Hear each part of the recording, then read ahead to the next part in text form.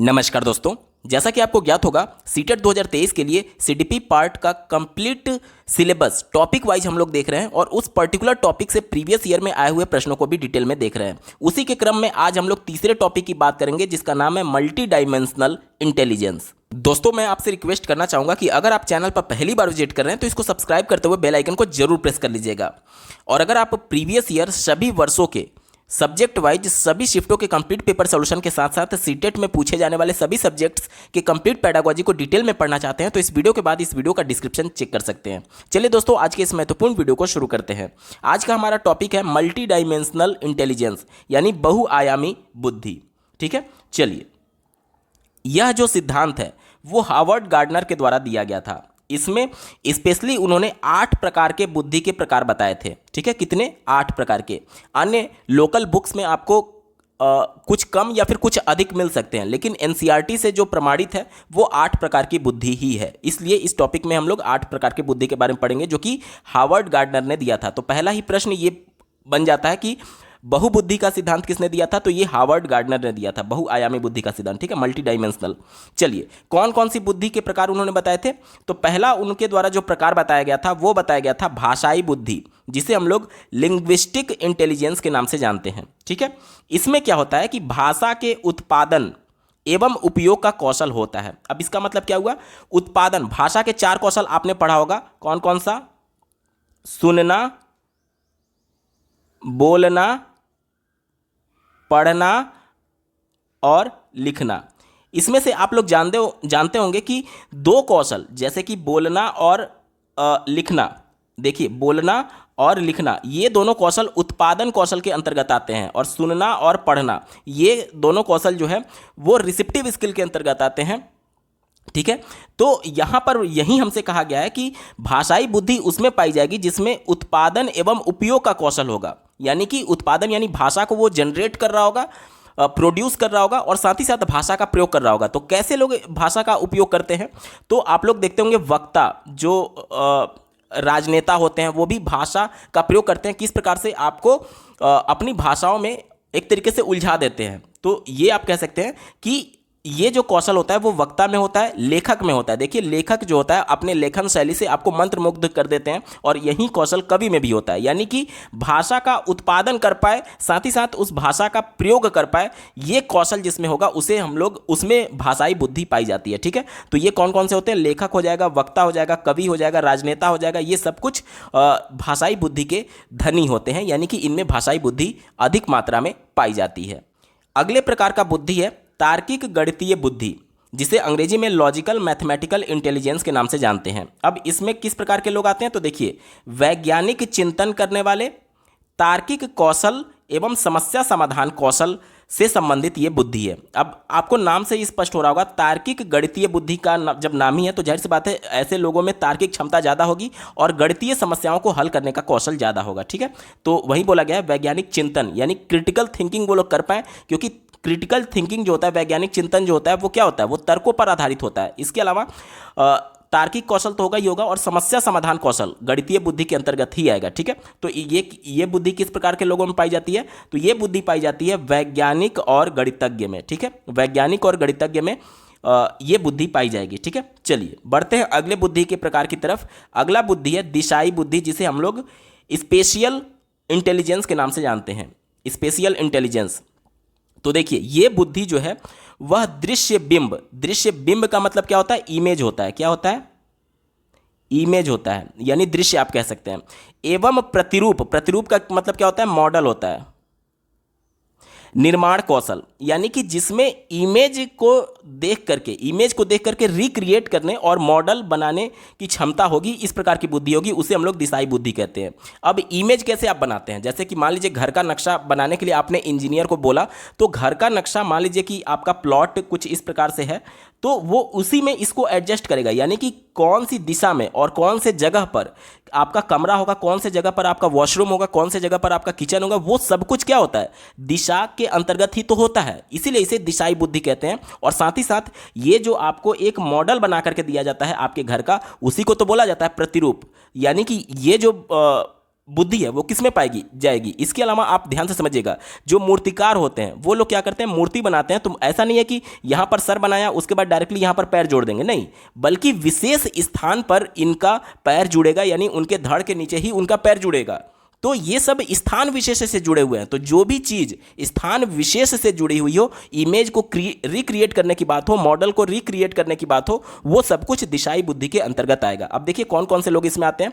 पहला हो जाएगा मूर्तिकार। अभी मैंने आपको बताया कि जिस प्रकार से मूर्ति में प्रत्येक शरीर के अंग का, प्रत्येक मूर्ति के अंग का, पार्ट का अपना एक विशेष स्थान होता है, इसीलिए ये दिशाई बुद्धि के अंतर्गत आएगा। इसी प्रकार से चित्रकार जो चित्रकारी भी करते हैं, ऐसा नहीं है कि आंख की जगह आपका कान लगा देंगे, नहीं लगा सकते, तो ये चित्रकार जो होते हैं वो भी दिशाई बुद्धि के अंतर्गत ही आएंगे। इसके अलावा वास्तुकार हो गया, वास्तुशास्त्री के अंतर्गत जो घर का डिजाइन तैयार करते हैं कि वास्तुशास्त्र के हिसाब से आपका कमरा किधर होना चाहिए, आपका किचन किधर होना चाहिए, आपका पूजा रूम किधर होना चाहिए, तो ये सब क्या है, ये दिशा के आधार पर ही तो तय होता है, दिशाई बुद्धि ही तो है, इसलिए इसे दिशाई बुद्धि के अंतर्गत रखेंगे। इसके अलावा नाविक, नाविक हो गया, विमान चालक हो गए, ये सब कुछ दिशाई बुद्धि के अंतर्गत ही आएंगे, ठीक है, क्योंकि नाविक जो होते हैं वो अपने नाव को खेते हैं पर्टिकुलर किसी एक दिशा में। अब मान लीजिए कि ये नदी है, यहाँ पर नाविक है, नाव लेकर बैठा हुआ है, उसको यहाँ पर पहुँचना है, इस नदी के इस छोर पर पहुँचना है, तो वो इधर थोड़ी मूव करेगा, वो तो इसी दिशा में मूव करेगा ना, यानी पर्टिकुलर कोई एक दिशा हो रही है, इसीलिए इसे दिशाई बुद्धि कहते हैं, स्पेशियल इंटेलिजेंस कहते हैं। इसके अलावा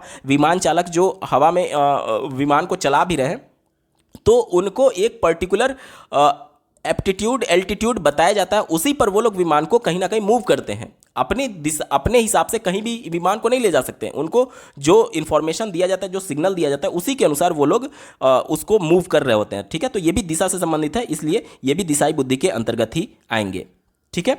चलिए बढ़ते हैं आगे। देखिए इसके अलावा कौन कौन से लोग हो सकते हैं जिसमें दिशाई बुद्धि होगी, तो आप कहेंगे आंतरिक साज सज्जा के विशेषज्ञ। इसका मतलब क्या हुआ, यानी जिसे आप इंटीरियर डिजाइन कहते हैं, यानी इंटीरियर इंजीनियर जो होते हैं, जो आपके घर के अंदर की साज सज्जा तैयार करते हैं, तो आपके घर के अंदर किसी विशेष स्थान पर सजाने वाली विशेष वस्तुओं का ही इस्तेमाल किया जाएगा। तो ये भी कहीं ना कहीं सीधे तौर पर आप कह सकते हैं कि स्थान विशेष से जुड़ा हुआ है या फिर दिशा विशेष से जुड़ा हुआ है, इसीलिए इसे हम लोग क्या बोलेंगे, दिशाई बुद्धि के अंतर्गत रखेंगे। इसके अलावा शल्य चिकित्सक की बात की गई है। शल्य चिकित्सक यानी जो ऑपरेशन करने वाले डॉक्टर्स होते हैं। तो देखिए ऑपरेशन जब किया जाएगा, मान लीजिए किडनी का प्रत्यारोपण करना है, तो किडनी अपने जगह पर ही लगाई जाएगी। ऐसा नहीं है कि किडनी आपके कहीं और अंग में फिट कर दिया जाएगा, नहीं, उसका एक पर्टिकुलर फिक्स जगह है, उसी जगह पर वो किडनी को लगा सकता है वो शल्य चिकित्सक। इसीलिए ये जो होता है वो भी स्थान विशेष से जुड़ा हुआ है। पर्टिकुलर आप ऐसे कह समझ सकते हैं कि जो भी स्थान विशेष से जुड़ा होगा, चाहे आप चित्रकार देख लीजिए, वास्तुकार देख लीजिए, वो सब कुछ दिशाई बुद्धि के अंतर्गत आते हैं, ठीक है। चलिए बढ़ते हैं अगले प्रकार की तरफ। अगला प्रकार है संगीतात्मक बुद्धि, जिसे हम लोग म्यूजिकल इंटेलिजेंस के अंतर्गत रखेंगे। अब ये क्या होता है, तो इसमें संगीत के लय एवं रचना के प्रति संवेदनशील, संगीत के लय एवं रचना के प्रति संवेदनशील जो लोग होते हैं उसमें संगीतात्मक बुद्धि होती है। अब देखिए कौन कौन से हो सकते हैं, संगीतज्ञ और संगीत रचनाकार, जैसे कि म्यूजिक कंपोजर जो होते हैं, जो संगीत को गा नहीं रहे हैं लेकिन वो संगीत को समझ रहे हैं। वहीं बोला जा रहा है कि संगीत के लय के प्रति जो संवेदनशील होते हैं वो कंपोज कैसे करेंगे, जब लय को समझेंगे तभी तो कंपोज करेंगे। इसीलिए संगीतज्ञ और संगीत रचनाकार संगीतात्मक बुद्धि के अंतर्गत आते हैं, ठीक है। बढ़ते हैं अगले प्रकार की तरफ। अगला प्रकार है शारीरिक गति संवेदी बुद्धि। इसमें किस प्रकार के लोग आते हैं, तो देखिए ऐसे कोई भी लोग जो अपने संपूर्ण शरीर या शरीर के किसी एक अंग या फिर एक से ज्यादा अंगों का प्रयोग के प्रति संवेदनशील होते हैं। अब जैसे मान लीजिए कि कोई पियानो बजा रहा है, कोई पियानो बजा रहा है, तो पियानो में क्या होता है कि आपके उंगलियों का प्रयोग करना होता है, तो वहां पर पर्टिकुलर आप शरीर के किसी एक अंग का प्रयोग कर रहे हैं। तो जो पियानो बजा रहा है, जो तबला बजा रहा है, वो शरीर के अंगों का ही तो प्रयोग कर रहा है, तो वहां पर बॉडीली काइनेस्थेटिक इंटेलिजेंस यानी शारीरिक गति संवेदी बुद्धि पाया जाएगा, ठीक है। इसके अलावा जिम्नास्ट हो गया, खिलाड़ी हो गया, तो खिलाड़ी क्या कर रहा है, अपने शरीर के संपूर्ण अंगों का प्रयोग कर रहा है, मतलब कि संपूर्ण शरीर का प्रयोग कर रहा है। जैसे मान लीजिए कोई खिलाड़ी है, कोई क्रिकेटर है, तो वो दौड़ रहा है, तो वो दौड़ रहा है, तो दौड़ने समय उसका पूरा शरीर मूवमेंट हो रहा है ना। अब इसमें देखिए दो प्रकार के हो सकते हैं, एक स्थूल कौशल जिसमें पूरा शरीर मूवमेंट होगा, और एक सूक्ष्म कौशल जिसमें शरीर का छोटा सा अंग मूवमेंट हो सकता है। जैसे कि मान लीजिए कि एक बालक है, वो किसी सुई में मान लीजिए धागा डाल रहा है, तो यहाँ पर उसकी आंखें एक्टिव रहेंगी क्योंकि वो सुई का जो होल होगा उसको देखेंगी, और साथ ही साथ उसकी एक उंगली, या फिर कोई बालक है जो कुछ लिख रहा है तो लिखने के दौरान भी उसका शरीर का एक अंग एक्टिव तो है। वहीं बोला जा रहा है कि संपूर्ण शरीर अथवा शरीर के एक अंग या फिर एक से ज़्यादा अंगों का प्रयोग के प्रति संवेदनशील, तो उसमें कौन सा बुद्धि पाया जाएगा? बॉडीली काइनेस्थेटिक इंटेलिजेंस पाया जाएगा। ठीक है, चलिए इसके उदाहरण को देख लेते हैं।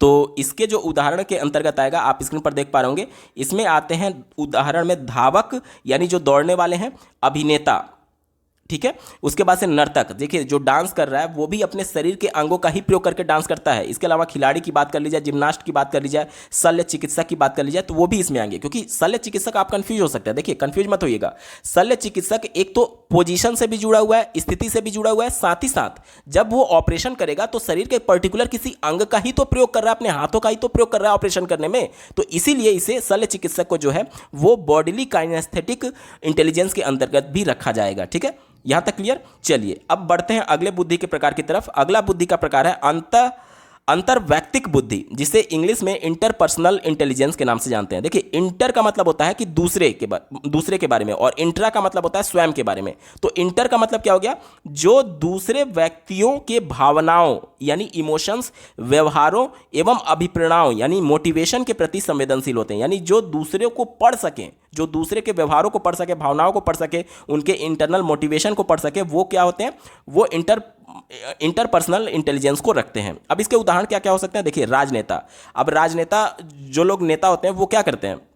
वो जो जनता होती है उसके नब्ज को पकड़ते हैं कि आखिर इनकी डिमांड क्या है, या फिर ये क्या चाहते हैं चुनाव में, और उसी के हिसाब से वो लोग आपको कहीं ना कहीं भाषण दे रहे होते हैं, और आप उनको सुन करके मंत्रमुग्ध हो जाते हैं और वोट दे करके चले आते हैं। तो ये जो होता है राजनेता जो होता है वो इसमें इस प्रकार की बुद्धि पाई जाती है, यानी दूसरों की भावनाओं को समझने की, दूसरे के मोटिवेशंस को समझने की, दूसरे के व्यवहारों को समझने की। इसके अलावा धार्मिक लोग जो होते हैं वो भी, जैसे कि आप लोग देखते होंगे कई सम्मेलन में आजकल तो बहुत चर्चा में है कि दूसरों के मन को पढ़ करके वो बता देते हैं कि आपको क्या समस्या है। तो ये सब चीज़ें क्या हैं? दूसरे के मन को पढ़ना, दूसरे की भावनाओं को समझना, ये इंटरपर्सनल इंटेलिजेंस के अंतर्गत आएगा। इसके अलावा मनोवैज्ञानिक परामर्शदाता, यानी कि जो साइकोलॉजिकल आपको एक तरीके से गाइडेंस देते हैं या फिर आपकी काउंसलिंग करते हैं, वो भी आपके मन को ही तो पढ़ रहे होते हैं, आपके अंदर जो इमोशंस चल रहे हैं उनको पढ़ रहे होते हैं। इसके अलावा सामाजिक कार्यकर्ता, ये सब इसके अंतर्गत आएंगे। यानी कि इंटरपर्सनल का मतलब कि जो दूसरे लोगों की भावनाओं को समझ पाए, दूसरे लोगों की व्यवहारों को समझ पाए, उसे हम लोग इंटरपर्सनल इंटेलिजेंस के अंतर्गत रखेंगे। ठीक है, इसके बाद आता है अंतःवैयक्तिक बुद्धि, जिसे अंग्रेजी में इंट्रापर्सनल कहते हैं। इंट्रा मतलब मैंने क्या बताया था? जो अपने खुद की भावनाओं के बारे में बात करेगा। देखिए अपनी निजी मतलब स्वयं अपनी भावनाओं, व्यवहारों एवं अभिप्रेरणाओं के प्रति संवेदनशील जो होता है उसे अंतःवैयक्तिक बुद्धि बोलते हैं, यानी कि जो अपने बारे में स्वयं जान रहा है। अब अपने बारे में कौन जानेगा? जाहिर सी बात है। देखिए पहला दार्शनिक क्या होते हैं?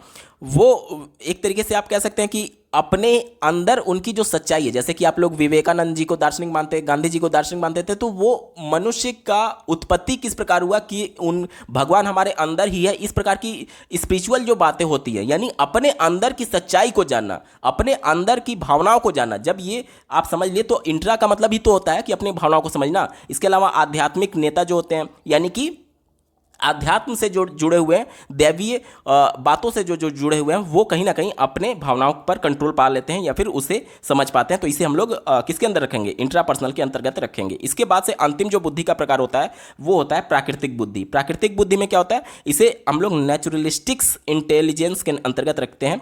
इसका मतलब ये हुआ कि पर्यावरण के प्राकृतिक पक्ष की विशेषताओं के प्रति जो लोग संवेदनशील होते हैं उसमें इस प्रकार की बुद्धि पाई जाती है। कहा जा रहा है कि प्राकृतिक पक्ष के प्रति संवेदनशील। देखिए किसान जो होता है वो किस पर निर्भर है? वो प्रकृति पर निर्भर है। अगर बारिश होगा तो फसल अच्छी होगी, बारिश नहीं होगा तो फसल अच्छी नहीं होगी। पर्यटक यानी कहीं घूमने जाना है तो वो प्रकृति पर निर्भर है कि अगर मान लीजिए कि मौसम बहुत ज़्यादा खराब है, ओलावृष्टि हो रही है, तो क्या पर्यटक जाएगा? नहीं जाएगा। तो ये भी कहीं ना कहीं प्रकृति पर निर्भर है। इसके अलावा वानस्पतिक विज्ञान की बात कर ली जाए, यानी जो भी पक्ष प्रकृति पर निर्भर होगा, डायरेक्टली डिपेंडेंट होगा या फिर उसके प्रति संवेदनशील होगा, उसमें प्राकृतिक बुद्धि पाई जाएगी। यहां तक क्लियर?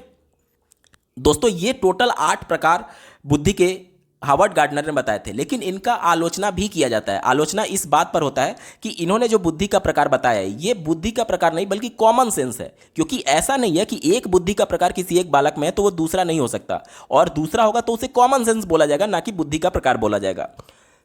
इसके अलावा कई मनोवैज्ञानिकों के द्वारा इन हावर्ड गार्डनर का इस बात के लिए भी आलोचना किया जाता है कि इनके द्वारा जो 8 बुद्धि के प्रकार बताए गए हैं इसका कोई भी साइंटिफिक प्रूफ नहीं है। यानी कि जिस प्रकार से मनोवैज्ञानिकों ने, आप लोगों ने देखा होगा, विभिन्न प्रकार के प्रयोग किए थे, उसके बाद एक निष्कर्ष पर पहुंचे थे और अपना थियरम दिए थे, लेकिन इन्होंने जो अपना बुद्धि के 8 प्रकार बताए हैं इस पर कोई भी एक तरीके से साइंटिफिक प्रूफ नहीं है। इसके अलावा अगर ये बुद्धि है तो जिस प्रकार से हम लोग बुद्धि लब्धि निकाल सकते हैं, इस प्रकार से इसका कोई भी एक तरीके से हम लोग मेजर नहीं कर सकते कि प्राकृतिक बुद्धि कितना है, या फिर इस प्रकार का कोई भी कैलकुलेटिव अप्रोच नहीं दिया था हावर्ड गार्डनर ने। इन सभी बातों के लिए इनका आलोचना किया जाता है मनोवैज्ञानिकों के द्वारा। ये तो हो गया पूरा इसका कॉन्सेप्ट। अब चलिए प्रीवियस ईयर में किस प्रकार से प्रश्न इस टॉपिक से पूछे गए थे एक एक करके सबको देख लेते हैं। पहला प्रश्न आप अपने स्क्रीन पर देख पा रहे होंगे, ध्वनि, लय और शब्दों के अर्थ के प्रति सचेतना किस बुद्धि के मूल हैं? तो देखिए अंतर्वैयक्तिक तो होगा नहीं, क्योंकि अंतर्वैयक्तिक यानी इंटरपर्सनल, यानी दूसरे की भावनाओं की जब बात की जाती है तो वहां पर इंटरपर्सनल होता है, तो ये गलत हो गया। अंतरावैयक्तिक भी नहीं होगा, अंतरावैयक्तिक में क्या होता है, अपनी स्वयं की भावनाओं की बात की जाती है, तो ये भी उत्तर नहीं होगा। स्थानिक भी नहीं होगा, क्योंकि स्थानिक में स्पेशियल वाला याद करिए, किसी स्थान विशेष से या फिर दिशा से जुड़ा हुआ था, तो ये भी हमारा उत्तर नहीं होगा। अब एक ही विकल्प केवल बचा ही, भाषिक बुद्धि, भाषाई बुद्धि, तो ऑप्शन नंबर 3 यहां पर बिल्कुल एप्रोप्रिएट आंसर हो जाएगा। अगर यहां पर भाषाई ना दे करके अगर संगीतीय बुद्धि भी दिया रहता तो वो भी सही होता। क्यों? क्योंकि यहां पर देखिए लय की बात की गई है, हालांकि संगीतीय नहीं दिया गया, उस कंडीशन में यहां पर भाषाई भाषिक बुद्धि सही उत्तर है।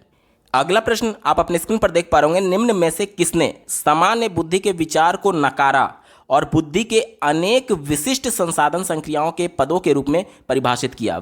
अनेक विशिष्ट संसाधन कहने का मतलब कि बुद्धि के अनेक प्रकार की बात की जा रही है, ठीक है। तो ये किसने दिया था? ये हावर्ड गार्डनर ने दिया था। ऑप्शन नंबर 4 एप्रोप्रिएट होगा।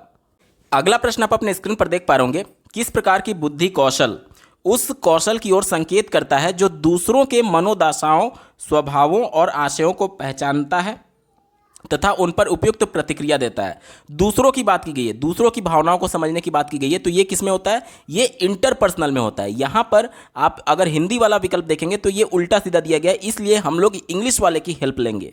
चौथा विकल्प दिया गया है लॉजिकल मैथमेटिकल, तो ये गणितीय तार्किक बुद्धि होती है, तो इससे दूसरों की भावनाओं से कोई भी लेना देना नहीं है। स्पेशियल यानी कि दिशाई बुद्धि होती है या फिर स्थानिक बुद्धि होती है, जो कि स्थान विशेष से जुड़ा हुआ है। यहाँ पर दूसरों की भावनाओं के बारे में बात नहीं की जाती है। इंट्रापर्सनल, इंट्रापर्सनल यानी इंट्रा मीन्स मतलब मैंने क्या बताया था, अपने खुद की भावनाओं की बात करेगा ये, तो ये गलत हो गया। प्रश्न में हमसे दूसरों की भावना की बात की गई थी, यानी इंटरपर्सनल। देखिए ऑप्शन नंबर 1 यहाँ पर बिल्कुल एप्रोप्रिएट आंसर हो जाएगा।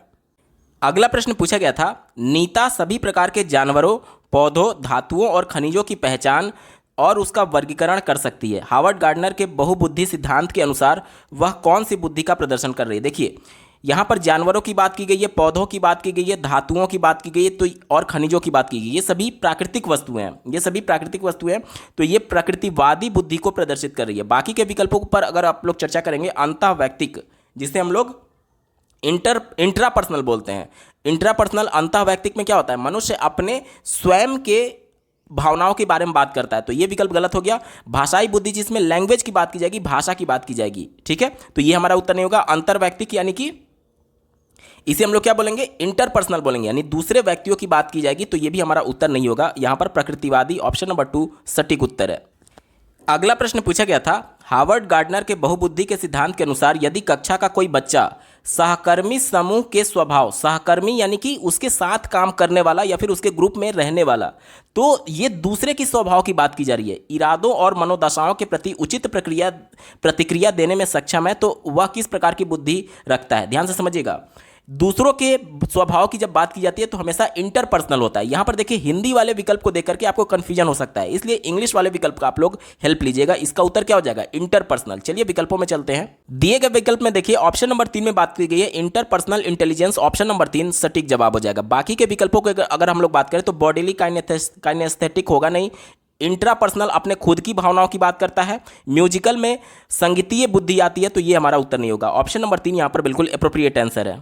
अगला प्रश्न पूछा गया था, हार्वर्ड गार्डनर के बहुबुद्धि सिद्धांत के अनुसार इनमें से कौन सी बुद्धि जटिल आंतरिक भावनाओं को पहचानने और उनका प्रयोग करने, उनके आचरण को दिशा देने की योग्यता से संबंधित है। आंतरिक यानी हमारे अंदर खुद की बात की जा रही है, हमारे अंदर आंतरिक भावनाओं की बात की जा रही है। तो ये क्या होता है, ये इंट्रापर्सनल होता है। अब यहाँ पर देखिए हिंदी वाले को देख करके आप फिर कंफ्यूज हो जाएंगे, इसलिए मैं अंग्रेजी वाले विकल्प का हेल्प लूंगा। इंट्रापर्सनल इसका बिल्कुल सटीक जवाब होगा। दिए गए विकल्प में देखिए ऑप्शन नंबर 2 में बात की गई है इंट्रापर्सनल इंटेलिजेंस सही उत्तर है। बाकी के विकल्पों की बात करें, इंटरपर्सनल दूसरों की स्वभाव की बात करता है, लिंग्विस्टिक भाषाई कौशल तो ये हमारा उत्तर होगा नहीं, नेचुरलिस्टिक्स इसमें क्या होता है कि प्रकृतिवादी होता है, तो ये भी हमारा उत्तर नहीं होगा। अगला प्रश्न पूछा गया था, हार्वर्ड गार्डनर के बहुआयामी बुद्धि सिद्धांत के अनुसार निम्नलिखित में से किसका प्रयोग दृष्टिगत जगत को सही ढंग से अनुभव करने की योग्यता और अपने आरंभिक अनुभवों में परिवर्तन लाने की योग्यता के लिए किया गया है। ध्यान समझिएगा, दृष्टिगत जगत की जब बात की जाती है यानी कि जो इमेज आप देख रहे हैं समाज में, जो इमेज आप समाज में देख रहे हैं यानी कि विजुअल इमेज की बात की गई है। विजुअल इमेज किसमें होता था, विजुअल इमेज आपका होता था स्पेशियल इंटेलिजेंस में यानी स्थानिक बुद्धि में, यानी स्थान विशेष से जुड़े हुए बुद्धि के बारे में बात की गई है। दृष्टिगत जगत आप किसी भी चीज़ को देख रहे हैं तो वहाँ पर देख रहे हैं कि हाँ ये वस्तु यहाँ पर रखी हुई है, ये वस्तु यहाँ पर रखी हुई है। विजुअल इमेज, विजुअल क्लिप कुछ भी देख रहे हैं तो वहाँ पर अपने जगह पर सब कुछ वस्तुएं अपने अपने जगह पर रखी हुई है, यानी स्थान विशेष स्थानिक से जुड़ी हुई है, इसलिए स्थानिक बुद्धि यहाँ पर बिल्कुल एप्रोप्रिएट आंसर हो जाएगा। देखिए काइनेस्थेटिक बॉडीली काइनेस्थेटिक का तो कोई मतलब नहीं है क्योंकि शरीर से यहां पर कोई भी प्रश्न नहीं पूछा गया, तो ये तो गलत हो ही गया। ठीक है, ऑप्शन नंबर 2 यहां पर बिल्कुल एप्रोप्रिएट आंसर होगा। दोस्तों इस टॉपिक से इसी प्रकार के प्रश्न पूछे जाते हैं सीटेट की परीक्षाओं में। उम्मीद करता हूं ये टॉपिक और इस टॉपिक के आधार पर पूछे जाने वाले प्रश्नों को आपने बेहतर ढंग से समझा होगा। अगर आपका कोई कंफ्यूजन रह जाता है तो कमेंट के माध्यम से पूछ सकते हैं।